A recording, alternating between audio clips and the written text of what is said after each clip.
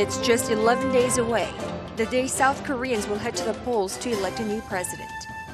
It's a snap presidential election that precipitated from the impeachment of an ex-president over an alleged bribery scandal. And to help you better analyze each candidate and their policy pledges, we've been meeting with the leading contenders this week. And based on the number of parliamentary seats, today I sit down with Ahn Cheol-soo, presidential nominee of the People's Party.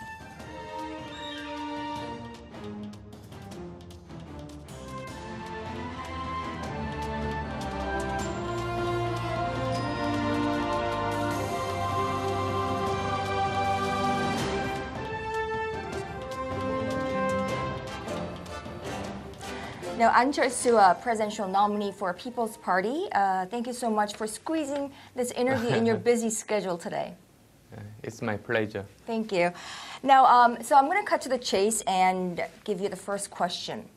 It's a little bit personal, but you're a medical doctor.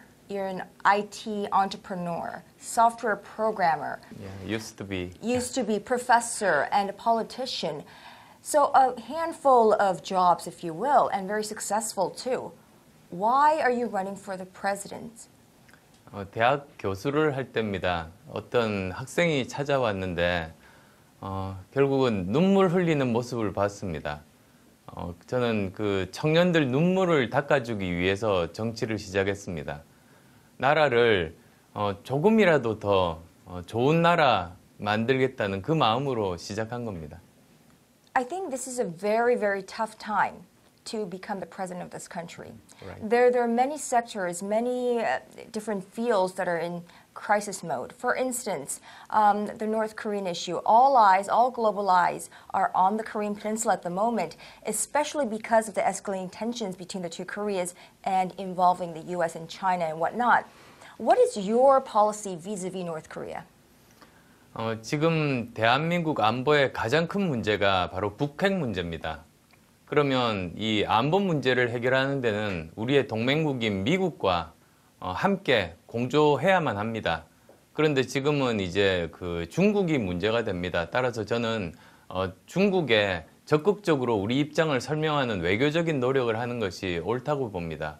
즉 지금 안보 문제에 있어서 미국과 동맹국가와 함께 공조하는 것은 당연하고, 그리고 또 이 한반도가 불안정해지면 그만큼 중국 국익에도 해가 된다는 것. 그래서 결국은 우리 양국을 위해서, 한국과 중국을 위해서는 경제 문제와 안보 문제는 서로 따로 투 트랙으로 진행하자는 것을 대한민국 외교 목표로 삼아야 된다고 봅니다. Like you said, we do need the collaboration of the U.S. as well as China in terms of facing the challenges of the North Korea's nuclear threat.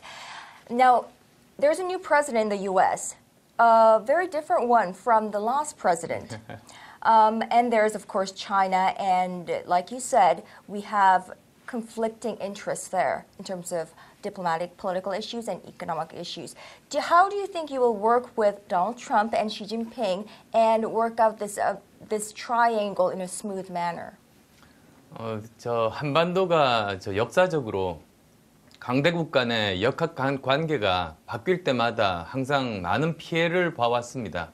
그런데 지금이 바로 강대국 간의 역학 관계가 바뀌고 있는 시점입니다만 대한민국이 달라졌습니다. 지금은 정말로 매력적인 중견국가로 거듭나게 됐습니다. 우리 운명을 우리가 개척해 나갈 수 있고, 특히 또 지금 미, 중, 양대 강국 간의 갈등도 우리가 적극적으로 나서서 중재할 수 있는 위치에 있다고 봅니다. 그리고 특히 이제 도널드 트럼프 대통령 같으면 저와 같은 비즈니스맨 출신이기도 하고, 그리고 워튼스쿨 동문이기도 합니다. 앨럼이기도 합니다. 그러니까 아마 그 처음 이제 대화를 나눌 때 저는 공유할 수 있는 부분이 굉장히 많다고 생각합니다. 그리고 이제 중국 경우도 마찬가지입니다. 저는 미국에서도 학교를 나왔고, 그리고 중국과 일본에도 비즈니스를 했던 경험이 있습니다. 중국 정부와도 여러 가지로 일을 했었습니다. 그래서 그런 부분들을 제대로 잘 활용해서 그 미국과 중국 간의 갈등 관계 주도적으로 그 해결의 역할을 할 수 있는 그런 외교를 펼치겠습니다. Let's jump into the economy. So economic growth, jobs. I think this is a an issue that comes up every single election season all across the world. So in Korea, of course, there is I suppose, sluggish economy. The jobless rate is high. Now, what is your stand? 그 정치가 경제에 어떤 역할을 할 수 있을 것인가 거기에 따라서 그 정치인들의 생각이 좀 다릅니다. 어떤 정치인은 이렇게 이야기합니다. 내가 경제를 살리겠습니다. 내가 일자리를 만들겠습니다. 그렇게 주장하는 사람들이 있습니다. 저는 그 생각에 동의하지 않습니다. 만약에 그 정치가 직접 경제를 살릴 수 있으면 일본이 왜 그렇게 많은 재정을 쏟아붓고도 20년 장기 불황이 왔겠습니까? 저는 정치가 할 수 있는 일은 그렇지 않다고 봅니다. 즉 일자리를 만들거나 경제를 살리는 것은 민간과 기업이 주체입니다. 정치가 할 수 있는 일은 그 민간과 기업이 제대로 활동할 수 있도록 든든한 탄탄한 기반을 만들어주는 일을 해야 되는 겁니다. 그 기반이 무엇인가? 저는 대표적으로 세 가지라고 봅니다. 교육을 통해서 제대로 창의적인 인재들을 많이 기르고 그 다음에 과학기술에 제대로 투자해서 우리만이 가질 수 있는 과학기술력을 확보하고 그리고 세 번째로는 공정한 경쟁이 가능한 산업 구조를 만들어서 누구나 실력만 있으면 성공할 수 있는 경제 구조를 만드는 겁니다. 그렇게 하면 많은 인재들이 넘치고 과학기술력이 있고 실력만 있으면 성공할 수 있는 환경이 조성되면 많은 사람들이 희망을 가지고 도전하고 경제에 활력을 불어넣을 수 있을 겁니다. 특히 지금 현재 한국 경제를 살리는 정부의 역할입니다. So I suppose better prepare this country as we face the fourth industrial revolution. I've heard you say that many times because it's one that's never before seen.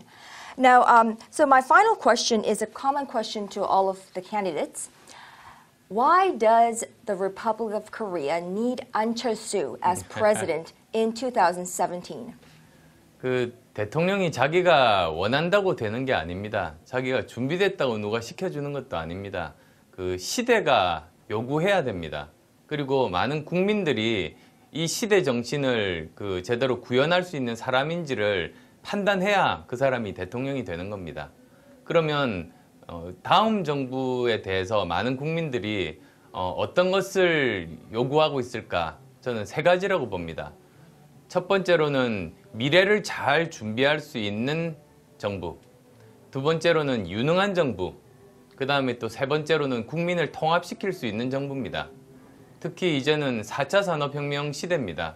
지금 4차 산업혁명 시대의 특징은 제대로 미래를 예측할 수 없다는 겁니다. 그래서 정부가 미리 계획을 세워서 끌고 갔다가는 오히려 잘못된 방향으로 가기가 쉽습니다. 오히려 이럴 때 정부의 역할은 앞에서 끌어주는 것이 아니라 뒤에서 밀어주는 역할, 그리고 먼저 결정하는 것이 아니라 민간과 기업이 먼저 결정하게 하고 자율성을 주고 그리고 정부는 그것을 지원하는 역할을 해야 되는 겁니다. 그게 바로 미래를 제대로 잘 준비할 수 있는 정부인 겁니다. 유능한 정부도 사실은 그 마찬가지 관점으로 저는 보고 있습니다. 유능하다는 건 자기가 말로만 주장한다고 되는 게 아닙니다. 오히려 그 대통령 후보가 그동안 살아오면서 해왔던 일로 자기의 유능함을 증명할 수 있어야 합니다. 저는 의사, IT 과학기술자, 그리고 기업가, 교수를 거쳐서 정치를 하고 있습니다. 제가 했던 이 5분야에서 모두 다 제대로 된 제 능력을 증명을 했습니다. 모두 다 성공 사례를 만들었습니다. 그런 것들이 다 이제 이 사람이 이끄는 정부가 유능할 것인지를 판단하는 기준이 될 겁니다. 모든 대통령 후보들이 지금까지 어떤 일을 해왔고 자기의 능력을 증명했는가, 그건 객관적인 사실이니까 표로 만들어 보시면 이제 아실 수가 있을 겁니다. 마지막으로 국민을 통합하는 정부라는 것은 나와 생각이 다른 사람을 내 생각과 똑같이 만드는 것을 뜻하는 게 아닙니다. 사람마다 생각이 다름을 인정하고 대신에 서로 끊임없이 소통하면서 민주적인 절차를 거쳐서 결정을 내리면 그걸 모두가 존중하고 받아들이는 것이 그게 사실 민주주의입니다. 민주주의가 뭡니까? 그건 생각이 다른 사람들과 함께 살아가는 지혜입니다. 그런 관점에서 보면 저는 어떤 한 계파에 매몰된 후보는 거기서 벗어나지 못합니다. 그래서 오히려 그 통합이 아니라 국민을 반으로 갈라놓고 분열시키는 겁니다. 누가 개파 세력의 후보가 아닌지를 찾아보시면 누가 제대로 국민을 통합시킬 수 있을 건지 그것도 아주 쉽게 판단하실 수 있을 겁니다. 저는 그런 관점에서 다음 정부의 3대 키워드는 미래, 유능, 통합이라고 봅니다. 그런 관점이라면 저는 자신 있습니다. So in a nutshell, not that of political interest in this race to the top office, but of national interest in your journey to the top office. Am I correct? Yeah. All right, Mr. An Cheol-soo, best of luck to you, and thank you so much for this interview today. Thank you.